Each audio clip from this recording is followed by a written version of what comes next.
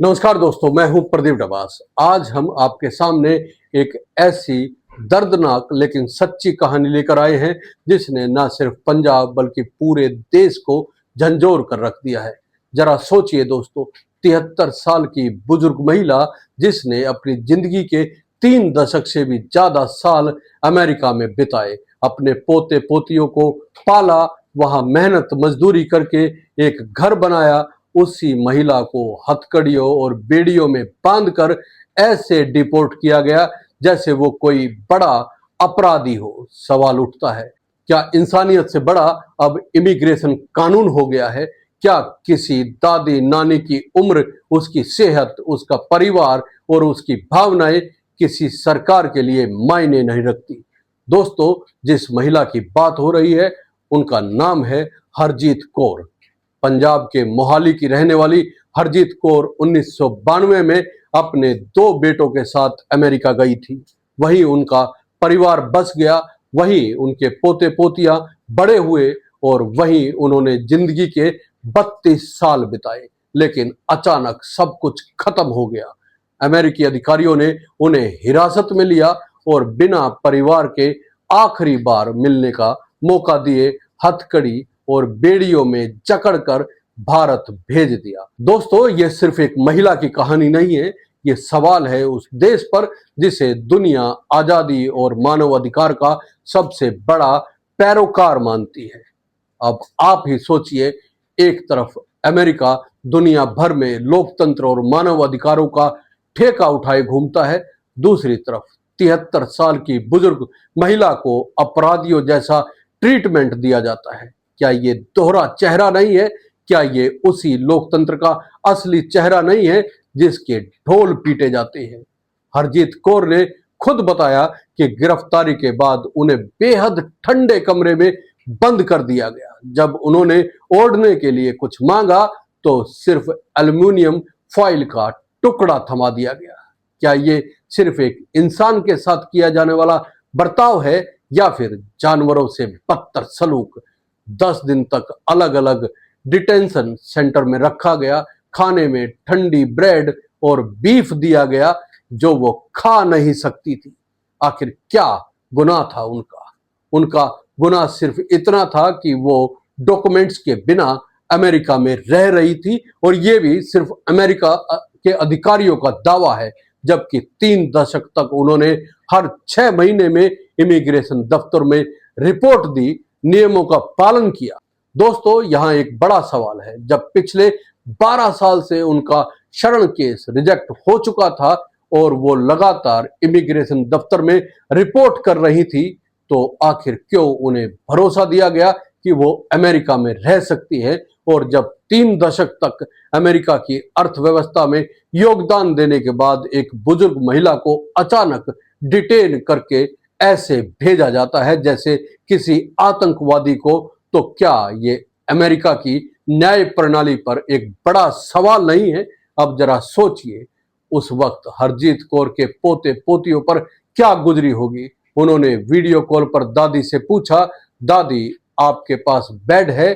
और उस सवाल पर हरजीत कौर फूट फूट कर रो पड़ी। क्या कोई सरकार, कोई राष्ट्रपति, कोई प्रधानमंत्री इस दर्द को महसूस कर सकता है, या फिर ये सब कुछ ठंडी फाइलों में दर्ज होकर खत्म हो जाता है? दोस्तों, आप ही बताइए, क्या ये इंसाफ है? हरजीत कौर ने अमेरिका में एक भारतीय गारमेंट स्टोर में 20 साल से ज्यादा काम किया, वहां के समाज में घुल मिलकर रही, टैक्स चुकाया, लेकिन जब बारी आई सुरक्षा और इंसानियत की तो उन्हें ऐसे धक्का दिया गया जैसे कोई बोझ हो। दोस्तों, सवाल है, क्या अमेरिका अब सिर्फ ताकतवर का देश रह गया है? क्या यहाँ के नियम कानून अब सिर्फ आंकड़े बनकर रह गए हैं और इंसान कहीं खो गया है? अब इस मामले पर राजनीति भी तेज हो गई है।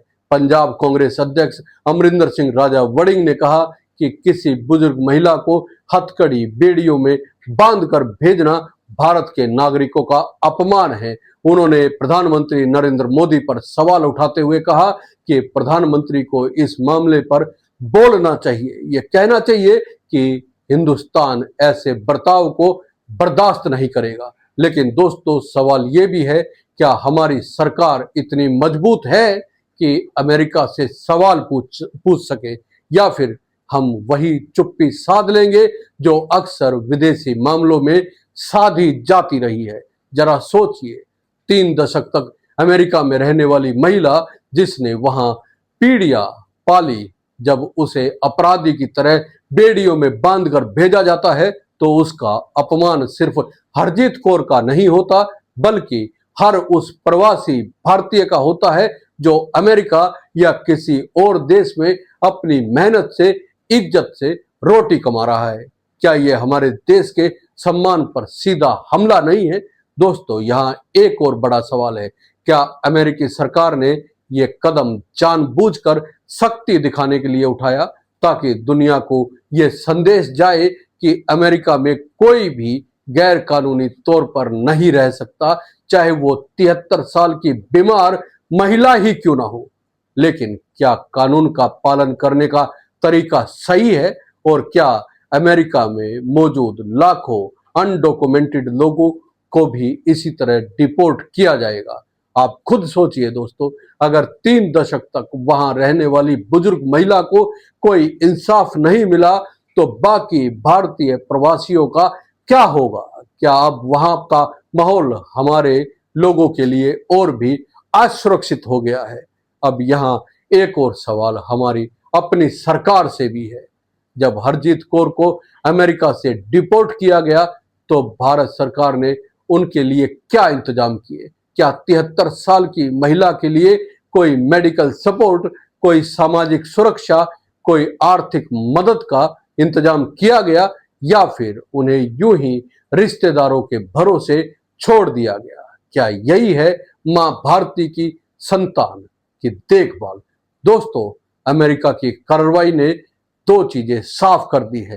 पहली, अमेरिका पूरी तरह से सख्त है और किसी भी तरह का मानव आधार या भावनात्मक अपील उसके कानून में जगह नहीं पाती है। और दूसरी, हमारी सरकार का रुख इतना कमजोर है कि इस मामले पर एक शब्द तक बोलने से कतरा रही है। जरा सोचिए, अगर यही घटना किसी अमेरिकी नागरिक के साथ भारत में होती, अगर किसी अमेरिकी बुजुर्ग महिला को यहाँ अपराधी जैसा ट्रीटमेंट देकर बेड़ियों में जकड़कर भेजा जाता, तो क्या अमेरिका चुप रहता? क्या वहां की सरकार चुप रहती? कह सकते हैं कि नहीं। दोस्तों, वो पूरी दुनिया में भारत के खिलाफ शोर मचा देता। लेकिन जब बात हमारे नागरिकों की आती है तो हम चुप रहते हैं। तो दोस्तों, आज सबसे बड़ा सवाल यही है, क्या हम सिर्फ अमेरिका के लिए एक मार्केट है? क्या हमारे नागरिकों की इज्जत और सुरक्षा अब कूटनीतिक सौदेबाजी की गिरवी रख दी गई है? और अगर हाँ, तो हमें अपनी आने वाली पीढ़ियों को यह सच बताना होगा कि भारत का पासपोर्ट रखते हुए विदेश में इज्जत की उम्मीद नहीं की जानी चाहिए। अब ये आप पर छोड़ते हैं दोस्तों, आपको क्या लगता है? क्या अमेरिका ने सही किया? क्या हमारी सरकार ने अपनी जिम्मेदारी निभाई? और क्या हरजीत कौर का दर्द सिर्फ एक महिला का दर्द है या पूरे प्रवासी भारतीय समाज का? कमेंट में अपनी राय जरूर दीजिएगा। अगर ये विश्लेषण आपको सोचने पर मजबूर करता है तो इस वीडियो को लाइक कीजिए, शेयर कीजिए और चैनल को सब्सक्राइब करना ना भूलें, क्योंकि यही वो मंच है जहां पर उठाई जाती है हर वो आवाज जो सीधे जुड़ी हुई है आपके सरोकारों के साथ। जय हिंद, नमस्कार।